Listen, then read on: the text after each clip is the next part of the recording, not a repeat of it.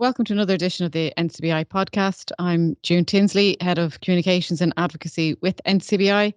And today I have the pleasure of having a chat with Eva Doherty, who from Dublin, but has decided to take the plunge and take a bit of a career break. And herself and her partner have decided to convert a campervan and take a trip of a lifetime around Europe. So thank you very much, Eva, for taking time out of your holiday in Switzerland to have a chat with me today. And I look forward to hearing how the travels are going.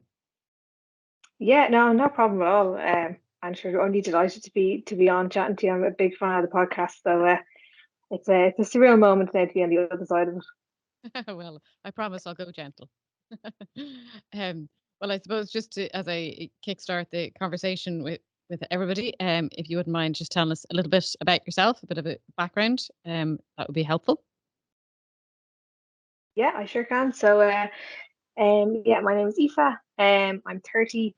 I'm originally from Dublin in Ireland, where we do live. Normally, we do live, but as you were saying, we're currently traveling around Europe in our self-converted camper van, which we bought in April 2021, and spent the year converting it before we headed off about 8 weeks ago now, actually. So, the whole lot of it's been a bit of a journey between buying a van, which is I've never bought a vehicle before. I really don't know an awful lot about it.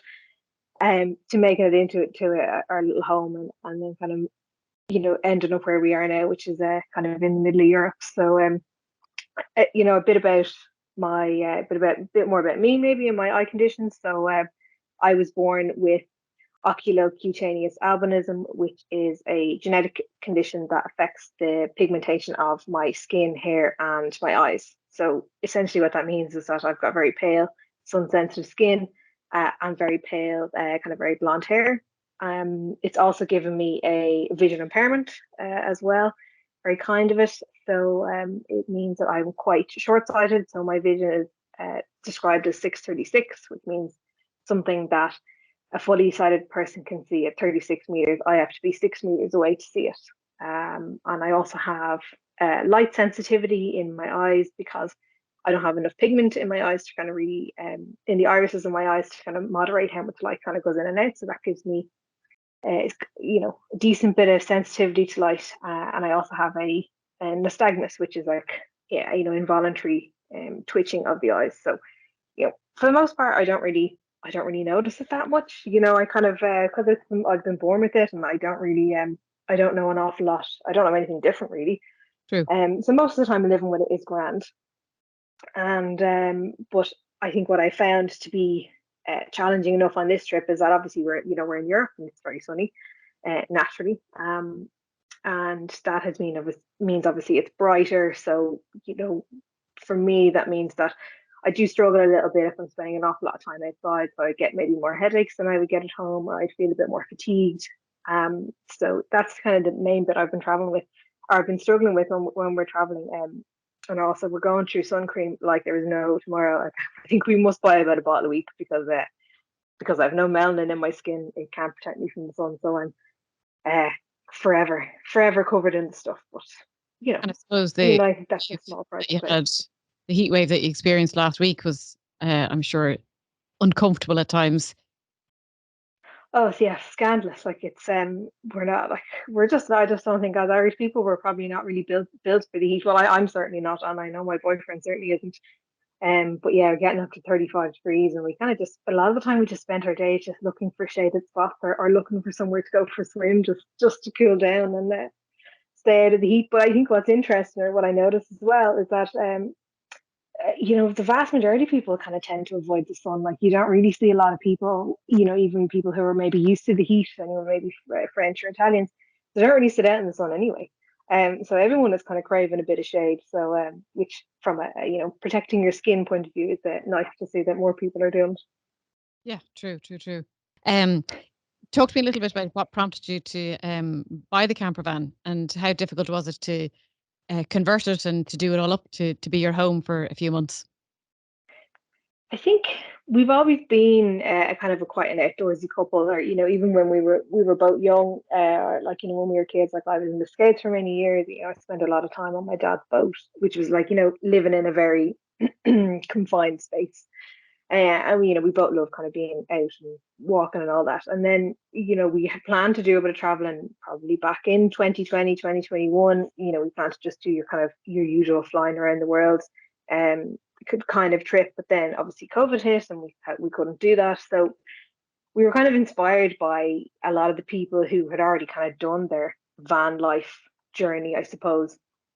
And we were watching a lot of it online, and we said, you know what, why don't we just give this a go and we'll see what happens? Like, what's the worst that can happen?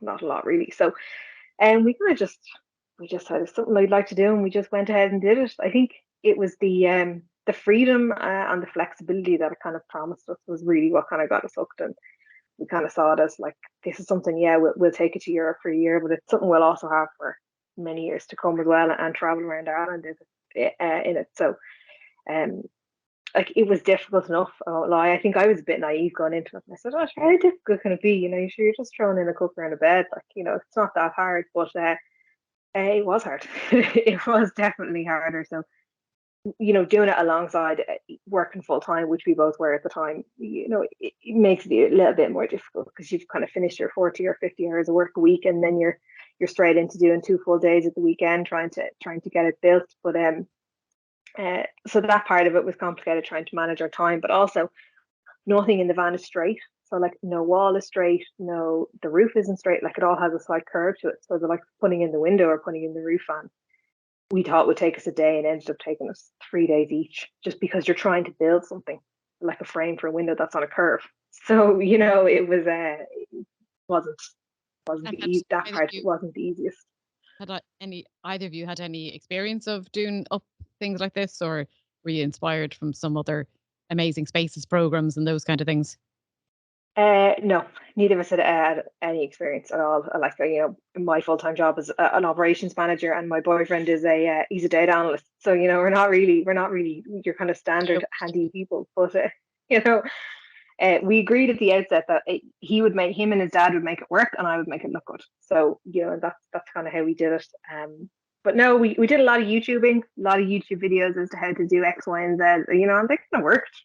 They worked really well. We also had my boyfriend's dad's expertise, so he's a bit more of a handier man than we are. So he helped us out, hugely. So I think one of the interesting bits for me was that I'm not DIY savvy at all. I can't barely put up a shelf, but trying to take on a project like this with a vision impairment, it was very there were some things I could do, and there were some things I just couldn't do. So anything that really involved any kind of detail or kind of precision work just wouldn't really have been my strong point. But I just decided at the beginning, saying, look, you know what, there's bits of this I'm not going to be able to do, but the bits that I can do, such as painting or varnishing or doing the insulation, I'm just going to own it, and I'm just going to do it, and get really involved in those bits, and putting down the floor, for example. And yeah, I made mistakes and stuff isn't perfect and all of that, but I think that's kind of how I got around it. Instead of kind of just getting really irritated and annoyed about stuff that I couldn't do, I just kind of said, right, well, this is what I can do, and I'll just kind of go for it instead. And tell me, 8 weeks into it, have you had any hiccups with the van at all, or is things running smoothly so far? Yes, no, we did have a couple of hiccups. So our fan broke just before the first heat wave. So I think that was in June. So we know we've had 2 heat waves so far, but the first one was in June, and our fan broke just before that. So that was, thankfully, we got it fixed before it started to get really hot, because it's really an essential piece of kit.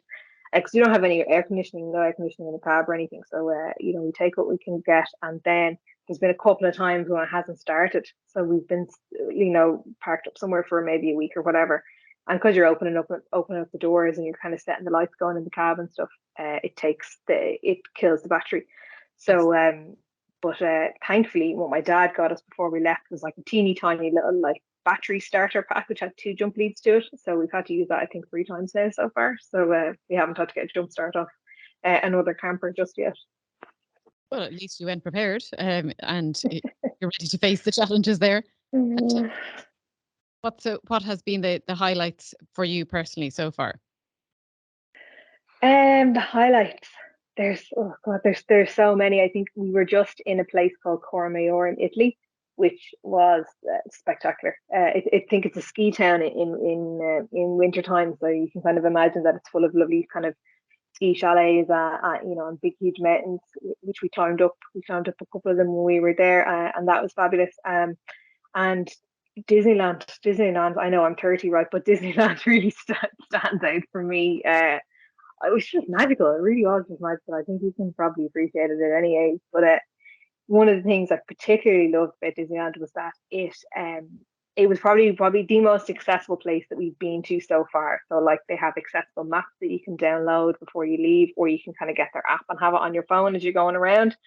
But their map also has on it which rides are guide dog friendly, or which rides maybe have dark spaces in them as well. So if maybe you struggle with dark spaces, they kind of identify them for you as well. The other things I noticed in Disneyland was that they have a guide dog kind of minding service. So like if you're going there with your dog and you don't want to maybe bring them around with you, they'll mind them for you for the duration of your stay, which I'd never seen that before. Maybe it's more common. I know I don't use a guide dog, so I'm not too familiar, but I thought that was really cool.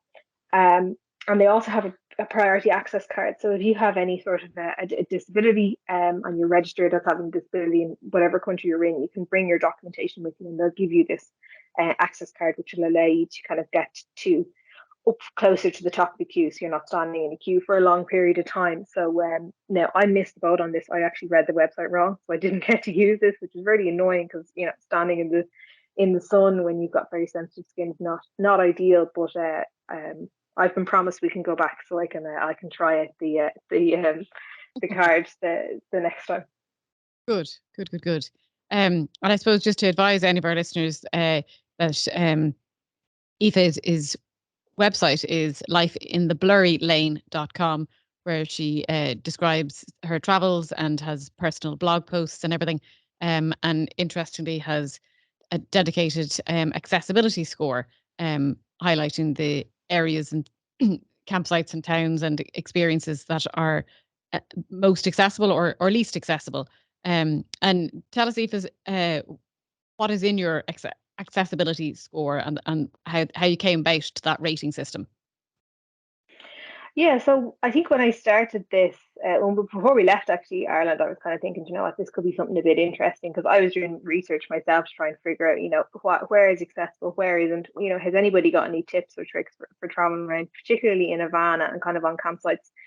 And I didn't really find a lot, so I said, right, well, if I'm looking for it, somebody else is probably looking for it. So I said, right, I'll start it as we're going around. And I suppose the main reason for me kind of wanting to set up this blog, I have the website and I have the Instagram page as well of the same name, but I wanted to kind of show the world that just because you have a vision impairment or you have any sort of sight loss, that you can, your life is as rounded, as diverse, and as full as somebody who's fully sighted, and hopefully other people might take some inspiration from it and kind of say, what, actually, if this person can do it, maybe I can do it as well, and try and maybe do things that maybe they wouldn't have done beforehand. So because I know that when I was a teenager, when I was growing up, it would have been really valuable for me to see more people such as myself, or even with conditions like mine, out on social media and kind of putting themselves out there as a bit of to say to my because I'd be able to look at that and go,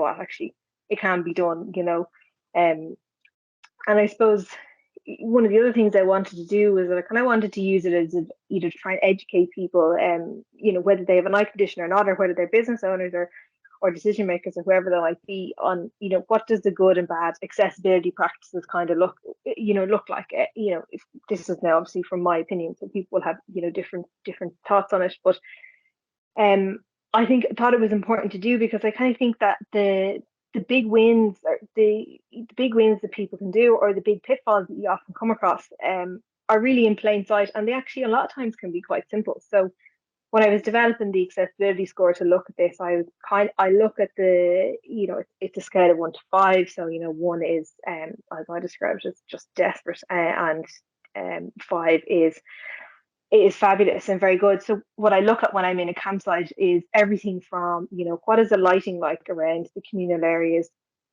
at night time? What's the lighting like around the sites? What's the signage like? And signage, I think, is a huge thing where one of the biggest things that places kind of fall down on is that they create a sign that, yes, may be very on brand for them and, may look really well and may be very aesthetically kind of very, very nice, but it doesn't necessarily, do what it's supposed to do in a sign, and that it directs you where you need to go, and something that you can read from a distance so you don't accidentally walk in the wrong direction. And good signs are few and far between. Oftentimes they're quite small. They're the contrast is not great. So I look at signage. I look at, did they give you a map at reception, whether it be a map that they hand out, is a paper map or not, or is it one that they just have up that you can take a picture of? Again, I think this is important because, oftentimes I can't read signs, I can't see further in the distance, but if I know that, the building that's at the end of that row of pitches is the sanitary block, I know I'll be able to find it that way, even if I can't read the sign that's on the outside of it. So, that type of stuff is hugely helpful. I look at the likes of the ground as well. So is it flat ground? Are there many steps? Do the steps themselves have contrasted edges on them? Vast majority of them don't, which is I find very frustrating, because I find kind of going up and down steps, because my depth perception is not great. Going down steps can be a bit difficult. So I kind of take a look at the whole lot of it, and so far I haven't found anywhere that's a 5. But the highest I've given anywhere is a 4. And I think I found a 1 or a 2 along the way as well. So most places end up in and around a 3, and that they're grand. They have a little bit done, but not a huge amount. And obviously plenty of scope to do more. And the one that you awarded for, tell us about that. Where was it? That was actually Disneyland, which I've just spoken about, because I kind of look at the campsites as well and the experiences. So I think a lot of what I've noticed over the last while is that there's not been one site that I've kind of gone, you know what, this is brilliant. It tends to be more around, there's some really good examples of these guys have done this well. There was a campsite in Cicerone that had done a kind of a contrasted edge on their step, which was the first one of them that I'd seen. They also had really good signs around their toilets and their bathrooms and stuff. There was another campsite in Bone that had tactile signage in their bathrooms. So they had no sign on the outside of the bathrooms, but once you got into the sanitary block, they had braille on their signs, which again, first time I'd seen that, which was really good. There was another campsite in Paris that had tactile signage on their the exit button to their gate. They had braille on that, which was great. And then one thing I did notice in Paris actually was that the signs in the metro stations in Paris are very good. So, what platform you're going to, what trains are going through that in the next 5 minutes or whatever it might be. So they were great. And then I've noticed as well, across France and Italy, they tend to use a lot of tactile paving across zebra crossings, or kind of towards the entrance of the front door of the supermarket. Which I think is a really clever idea, so I've seen that quite a bit. So it tends to be a lot of, examples, rather than having the one place that's really, really good. And I suppose on your blog, lifeintheblurrylane.com, given plenty of pictures there of examples of practice or poor practice. And as you're talking to me there, it pops into my head that like shopping centres are kind of a new phenomenon. And what's been your experience wandering around beautiful old medieval French and Italian towns, where accessibility obviously wasn't even considered back then, and now doing it retrospectively is a challenge, I'm sure, for the council to do. But has there been any progress at all in those kind of old, rural, ancient towns and villages? Yeah, like it's an interesting one, because I can understand the kind of the juxtaposition between, wanting to keep the town and keep the character of the town and keeping it, in the way it was or in the way it is. And they are fabulous, they're beautiful. And you do see some elements of, handrails maybe being put along the side of steps, or handrails maybe being retrofitted along kind of very steep hills. But in terms of, what I would be looking for, which is, your types of your contrasted steps, they're not really there. They're not really kind of been retrofitted. You see an awful lot of tactile paving, which is great. Kind of at zebra crossings, that's the most common, I suppose, accessibility feature that I've seen. But it is difficult, I think, and I empathize a little bit with the councils, but at the same time, I'm also look at it and say, there has to be a happy medium here, which allows you to put in accessibility, elements to help people get around without reducing the character of the town. When you're putting a contrasted edge on the step, it doesn't necessarily need to be bright yellow. It can be white, which might look in better better kind of with the aesthetics of the town that's around you. But by and large, the more modern the building, whether it be a shopping centre or an airport or a train station, by and large, they tend to be better. So it hasn't necessarily spread out, I think, into the kind of smaller towns. No, I agree. And as you rightly say, from the council's perspective, a happy medium can be struck without aesthetically ruining the character of the streetscape or the buildings. But by remaining so inaccessible, it's such a deterrent for people to enjoy that town or that facility. 100%, 100%. And I think, like, not necessarily to generalize, but you tend to get maybe older populations living in kind of smaller towns. Not, it's not the only population, but it just kind of tends to be. It's just something that I've noticed over the last while. And as people get older, people tend to have have more additional needs, whether it be their eyesight or their hearing or their mobility or whatever it might be. Yeah. And I think, if you're looking at disability as a whole, as a minority group, I think it's one of the ones that people can join at any point in their life. And I think a lot of disability is actually acquired, whether it be through illness, age, or an accident. So I think it's, when we're looking at accessibility overall, it's not just for people who currently now have additional needs or who were born with them, but it's actually the entire population. Anybody can be affected by it at any point in their life. So I think it's a bit, I think it's very remiss of county councils or businesses to not really consider how they can serve their population now, but also their population in the future. Yeah, it is a question of future proofing. You're dead right. The other thing that struck me when I was looking through your blog post was the examples of toilet door signs. They seem very varied in your view, ranging from is that Darth Vader on one of the door symbols? Characters, and unsurprisingly, you're highlighting that the image is unclear, or the lighting is very poor, or the image is faded. But it sounds as if that certainly has been a bit of a random mix that you've come across. Oh, it's bizarre. I don't think you never really know what you're going to find, right? Like the superhero, I think it's a superhero. That's what I thought it was a Darth Vader when I first saw it. That's actually the entrance to the women's bathrooms. Oh, really? Okay. Yeah, it is. And when you're looking at it in isolation and you don't have a male version to compare it against, it's even more difficult to try and figure out what it was. Now, eventually, I just looked around and the male version was there, and I was like, well, that looks more like a man, so this must be the ladies. But like, only when I went in, I was like, oh, there's other women in here, it's fine. But yeah, it's off the wall. Some of them are, there's an image there of the inside of the entrance to bathrooms, which has like a blue wall, and there's palm trees over it, and the men and women in French was written above the door on a brown background, and writings in brown, and you're kind of just looking at it going, yeah, it looks nice, but like, how many people have walked into the wrong bathroom? Yeah, exactly. And you think these kind of things would have to be standardized across the globe. Obviously, they aren't.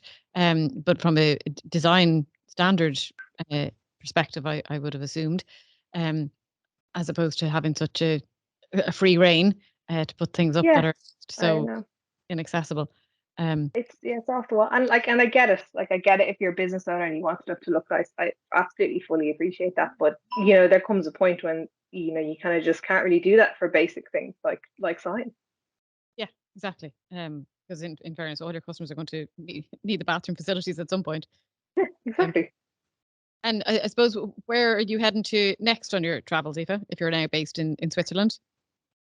Yeah, so we're in Switzerland now for the next couple of weeks. So we're very lucky in that we're actually not in the van. So spoiler, sorry to ruin the illusion there. I'm not doing this from the van. We're staying in a family member's house. We're minding our cats for a couple of weeks while they're away. So which is great. But we don't really actually have any plans. We're not great at the old planning. We kind of just go on a wing and a prayer and kind of just figure it out as we go along. So.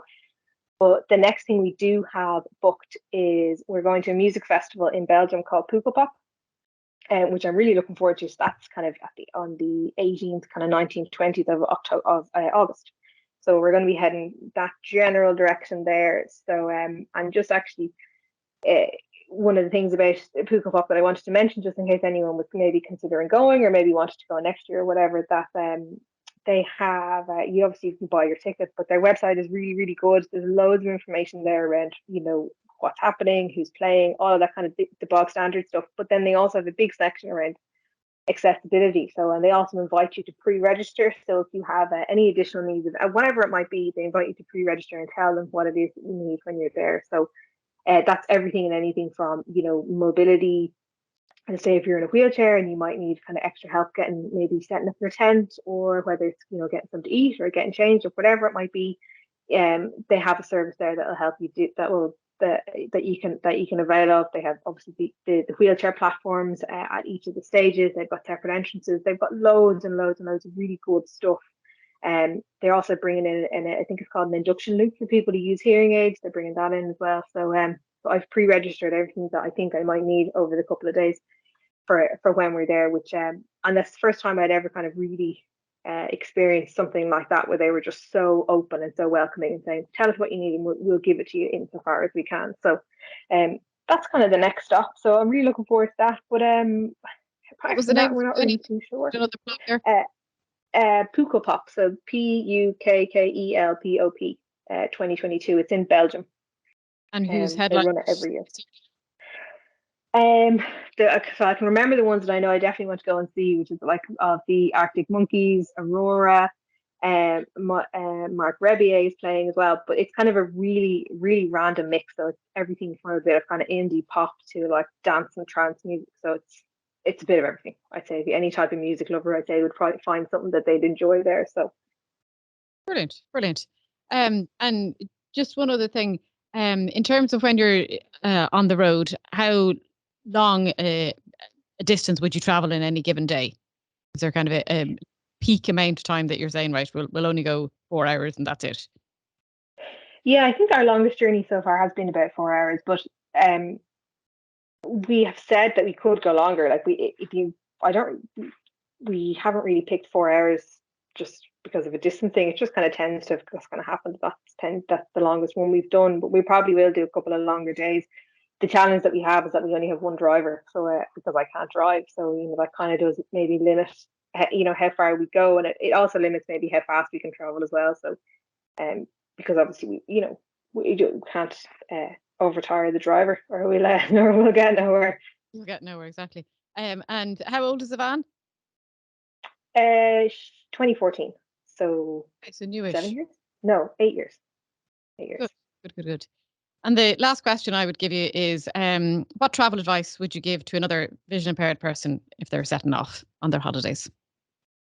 I would say do it, but do it in a way that suits you. So, I think when you start researching traveling and where you want to go and what you want to see, there's so much out there around, these perfect travel experiences that people have, and they go and do everything and it's all wonderful and fantastic. And, I'm sure there's people who will say that about the stuff that I put on Instagram as well. But I would just say, do it, but do it in your way. So, if you have, what I have found, if you have a sight loss of any description, there are certain needs that your eyesight demands of you, which I think came up on a webinar recently, an NCBI webinar recently, that lovely phrase. And for me, it actually put things into focus, because it kind of just takes the emotion out of it. And you kind of say, you know what, actually, this is just the way I need to do things. And that's okay. So whether that be you have to only go for a couple of days at a time, or you have to go somewhere where you can spend time, outside of the sunshine, or where you might go for a week, but you spend 2 days of that just floating around your hotel because you're comfortable there and you know where everything is. Like, that's fine, because doing it your own way is the only way you'll probably really, really enjoy it, as opposed to kind of maybe trying to keep up with the Joneses. And I think starting small is always great. So, if maybe this is your first time traveling on your own, go somewhere you're really familiar with. If you're from Dublin, go and stay in a hotel in Dublin City for the night, just to get your own bearings, or just to get maybe more comfortable doing the whole thing by yourself, and then kind of just start building it up. So if you want to camp, maybe pitch a tent in your front garden, go on a weekend break somewhere with your tent. Going with friends or family is also great. But I'd also say, if traveling on your own is something that you want to do, do that as well. Like I walked 100 kilometers of the Camino de Santiago on my own that I managed to do because I did a lot of planning in the beginning, and I kind of had I knew where I was going. But there's an awful lot of people out there who would do a lot of kind of solo travel, who would have a varying degrees of sight loss. So, it absolutely is possible. You can get planes, trains, taxis, buses to all sorts of places around Europe. They tend to be very well connected generally. But I would say, just do it and do it your way, because your way would be the best way for you. Well, as you rightly say, that's the best way that they're going to get enjoyment out of it, as opposed to fitting in someone else's schedule. So, yeah, very sound advice.